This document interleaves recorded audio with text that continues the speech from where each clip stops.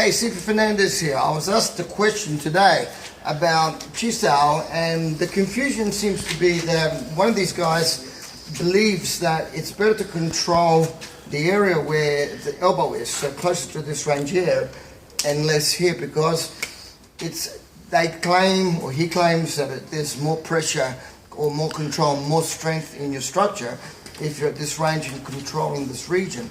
Now, it's not my place to criticize anyone, and that's the last thing I want to do, because a lot of people interpret Chisao in different ways. So you have to appreciate the mentality of the school and what they're trying to teach, you know. Fundamentally, for me, on a very simple level, Chisao represents combat. So each technique that I use, before it forms into a secondary diversion technique, it's a punch.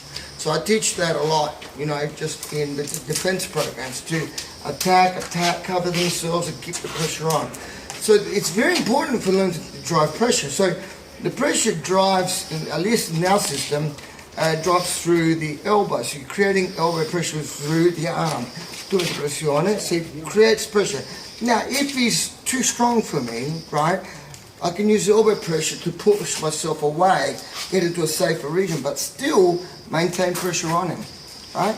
So it's very hard for me to understand how someone can take control in this region, because look, if the punch is coming through too, right, and I catch it here, it's maybe going to be love for me.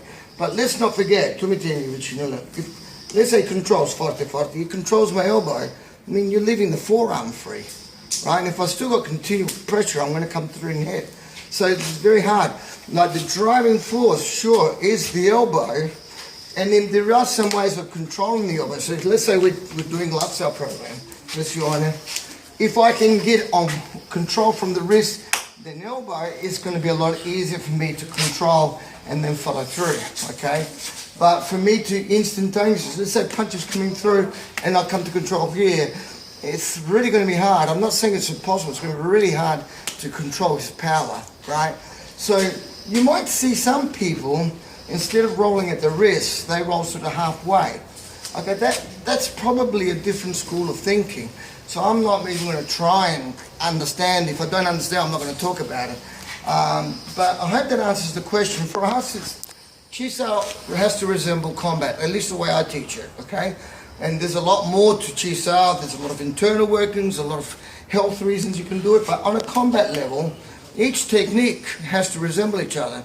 So there's no point me teaching, hey, be really relaxed, man, and you can do these fantastic techniques, especially when you've got a psychopath coming on, pressing on you.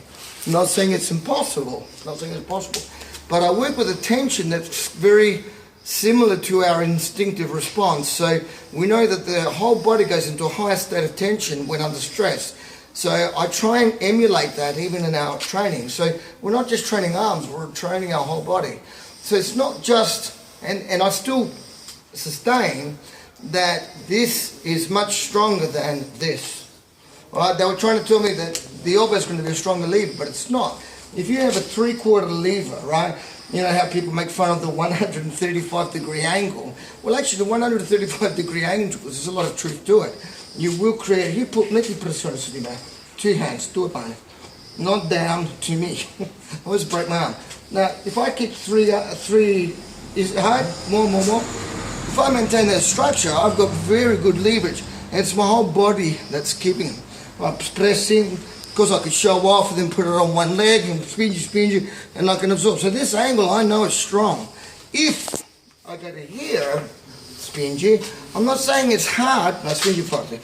I'm not saying it's hard, but it's much harder to hold him. And the mechanisms change. From here, I'll convert to elbow, bang, bang. You understand? So that's my point of view, that's my take on it. Try it yourself, because that's really the best way to know. I'm not going to have someone telling me that this is stronger than this, especially at fighting range. It's very dangerous from my point of view. Without offending anybody, if you like our channel, please subscribe. We've got a couple other videos here down that you can have a look at.